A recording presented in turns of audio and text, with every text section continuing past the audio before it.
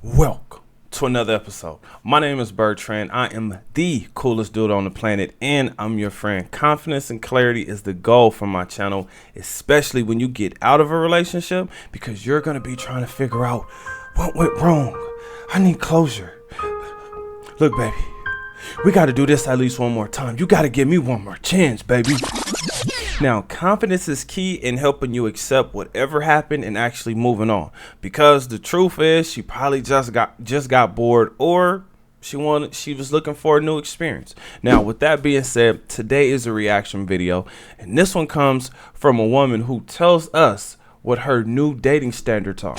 Now, before we get into this, I gotta ask you guys, is she looking to do business, or is she actually looking for romance? And then just something to think about. Wife, companion, fun girl, or gold digger.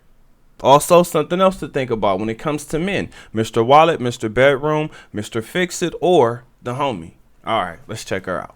3 things I'm no longer doing now that I am in my 30s when it comes to dating. Number 1, I will not be someone's girlfriend. You will not be my boyfriend. I will not play that game.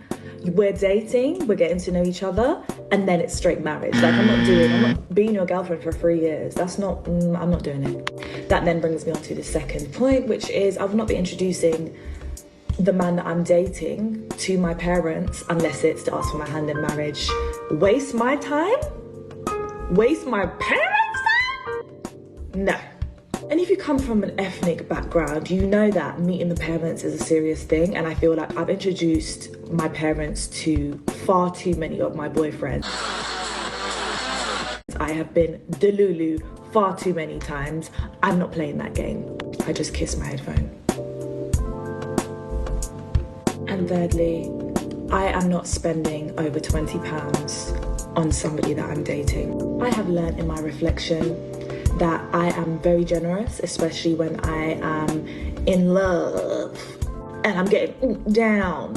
And if I think about how much money I've spent, that includes transportation across the globe. I'm not spending money. Like, if you want to see me, if you want my time, if you want to hang out, if you want to buy me gifts, sure. But I'm not doing that in return. Like, my presence is enough. Hold on. Listen, I do not want raisins in my potato salad. Now, I know what you guys are thinking, right? Oh my gosh, I really wanted to meet your parents. I've always dreamed. It's my fantasy to meet your parents. It's just gonna get me rock solid. Like, meeting your parents is just gonna do everything for me. Now, honestly, it looks like she may be looking for romance. Waste my time? Waste my parents' time? But actually, I don't think romance is going to exist with her. Romance is really only going to exist with you. Now, me personally, I'm just telling you guys, this sounds like a bad business deal. We're dating, we're getting to know each other, and then it's straight marriage. Now, the reasons why this sounds like a bad idea is, a bad business deal. One is because she talked about you meeting her parents. I'm sorry, wait a minute. We cannot overlook the fact that this woman started off by saying, I'm not going to be your girlfriend. We're going to date and then get married. And I feel like I've introduced my parents to far too many of my boyfriends. Wait a minute. She wanted to go straight to marriage. Now listen, if it were that easy, this beautiful woman would be married already, because I think she's attractive. In fact, she reminds me of like my first love, right? Now, with that being said, straight to marriage, this is one of the most scariest things when it comes to a man. Next, she talked about meeting her parents. Yes, in our communities, I think for any community, a man meeting your parents is a very serious thing. But here's the thing. How serious is she? Or let me say it this way. How serious has she been? I'm wondering, what's wrong with this woman? Is she terrible at choosing men? Was she out here having a good time? You know, hot girl summer, living it up, boss babe? right? Was that her? Because I'm just trying to figure out, how can a beautiful woman like this end up in a situation where she now looks like this? I probably should have started off with this. If a woman is limiting what she buys you, that's the biggest red flag that she does not like you. Because women, when they love, oh, they spend. And they spend a lot. This is why the majority of marketing is actually done towards women, because women spend ridiculous amounts of money. In fact, a woman will actually go into debt trying to buy you things. So, fellas, that's something for you to keep in mind. If this woman is telling you, or better yet, if a woman isn't spending any money on you, she doesn't like you. She's using you. She's trying to see what she can get out of you.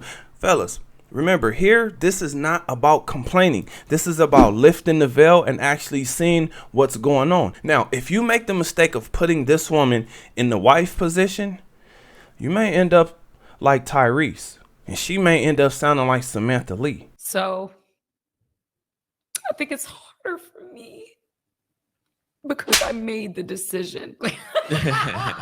Now, I don't know, because this woman is actually a little older, or actually, let me say it this way. The age that Samantha Lee is now is the same age that this woman is. So maybe she would appreciate being married a little more than Samantha Lee did.